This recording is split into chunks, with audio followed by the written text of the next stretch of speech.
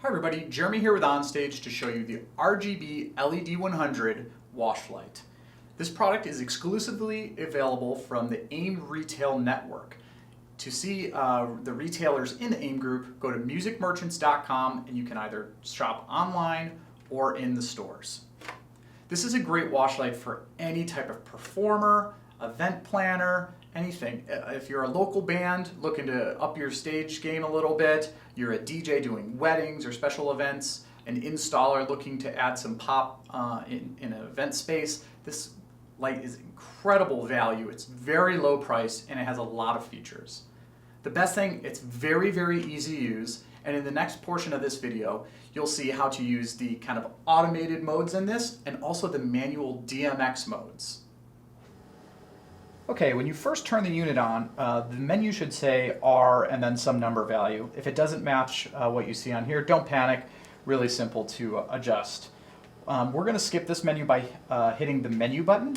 We're also going to skip the G menu, the B menu, and the D menu for now. We will come back to those. But what we're going to do, hit it one more time, and you'll see a menu that says CC and then a number value. As you can see, what this is doing is it's just cycling through a bunch of different colors. And the number, if you hit the up and down value buttons, all this is going to do is change the speed at which those colors change. So if I hit down, it'll actually go back to 99, and so it's really fast. So as you adjust this, let's go to like, I don't know, let's say like 80 here. You can adjust the speed on that. So this is just a little color chase option, really easy to use. Set it and forget it. Okay?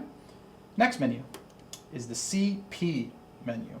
And what you see here is a color will fade in, and again the number value on here, in this case it's on 66, is going to change how fast that color fades in and out and how the next one fades in. So I'll ramp this up all the way to 99, which is the highest value, and then it'll just go back to 1. So you can see it fades in. Instead of just being a hard switch like we saw in the CC menu, this one kind of fades in and fades out. Okay, now to the DE menu. So again, if you start playing around with the values on these, you kind of get a sense of what they do really quick. So I think a good way to start is to always go to the fastest so you can get a good idea. So kind of similar to the last one, let's slow it down a little bit here.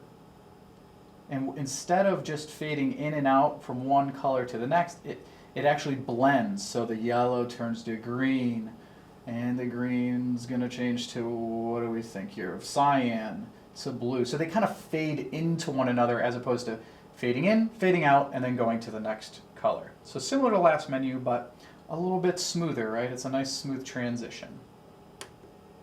All right, now we're on the BEBE mode, and it's not going to do anything, and you're going to be like, what the heck does this do? Start clapping your hands.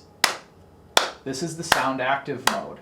So it will dance around to the beat of the unit. You can also tap. There's a little microphone right here. It might be hard to see on the video, but you can just tap right next to that and kind of get the gist of how that works.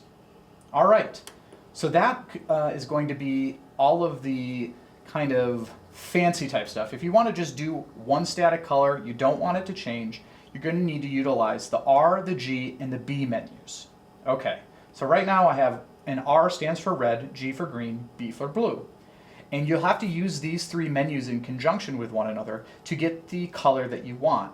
If you want just red, we'll cycle down to get to 255. So we're going to have 255 values within each the red, the green, and the blue menus. So if it's at 255, that's at full intensity.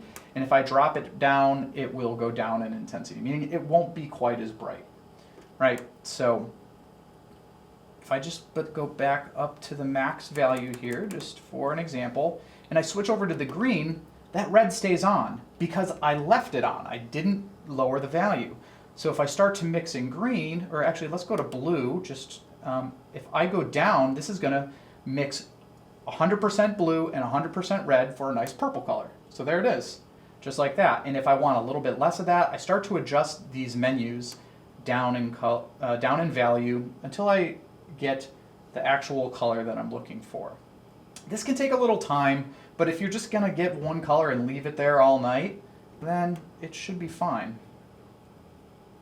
I'm just adjusting so you can see it's a little bit more of like a magenta now, or a pink color as opposed to a purple.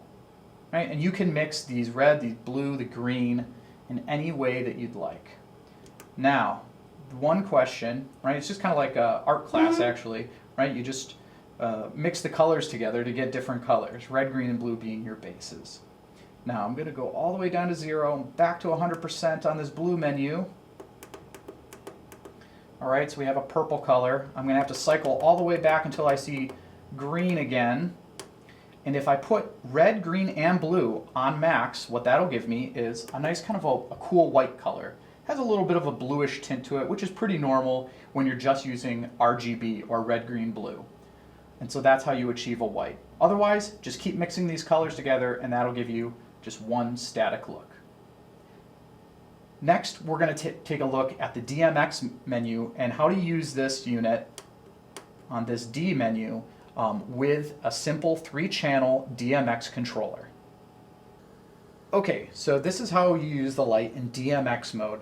And if you're not already on the menu that begins with a lowercase d and some number value, mine says 1, if yours says something different, totally fine. Just cycle through the menu until you get to that D and a number value. For this demo, let's just go ahead, if yours says like 4 or something like that, just click down until it's at D001. Next, we're going to take a basic DMX cable, which looks a lot like a microphone cable, but is not the same thing. And then we're just going to plug it into the DMX in. If you're putting multiple units together, you can DMX out, but for this demo, we're just going to be doing one. Now let's take a look at our controller. All right, for this demo, we're going to use the Chauvet Obey 3. It's probably the most basic 3-channel red, green, blue DMX controller on the market. I've plugged the other end of my DMX cable into the DMX out port, and then I just have power plugged in. I'm going to click the on switch, and still our light is in the D001 that we saw before. And right from the get-go, not a ton should happen. We're going to just explore a little bit of the controller and then really just talk about how it interacts with our light here, the RGB LED 100. All right, let's start with manual RGB. This is probably the most basic. If you click that button and you have all 3 of the faders up, you see that you get that white, just like when we did on the manual mode. If you do full red, green, and blue, then you get a white color. But if I back it off the blue and the green, I just have red, green all the way up, blue all the way up, and then you can mix these again to achieve whatever the color is that you're looking for. Pretty simple. All right, let's go over, turn that off, and we'll go over to the preset menu. And we have a bunch of preset colors over here. It doesn't really matter too much. Let's just keep all these up for now. But if I click on red, it'll give me red. Orange, orange. Green, cyan, magenta, purple, white, etc. And then you can control how bright that is with the last one, because if you see at the bottom it says master dimmer. So when you're using pretty much any of the functions over here, what these actually do is kind of explained on the bottom. So in this case, it's just a master dimmer. So if it's a little too bright, you can back it off. And that's preset mode, pretty straightforward. Here's where we get to some of those cool moving features like we saw earlier. This is called the chase mode. So again, it's just chasing one color to the next. And again, if it's too bright, you can back off the intensity with that master dimmer, which is AKA the blue fader. And then over here on the green menu down at the bottom, we can change the speed of that. So we'll just knock it down a little bit so we don't have to wait around too long for the next color to pop up. It's pretty sensitive, that one, I noticed on this setting. On the master fader, there's a bunch of little dots here, and if you align it with each one of those, you'll notice it'll go between 2 colors, so red and green in this nice little Christmas look here. If you move up one, we're going to go between blue and green.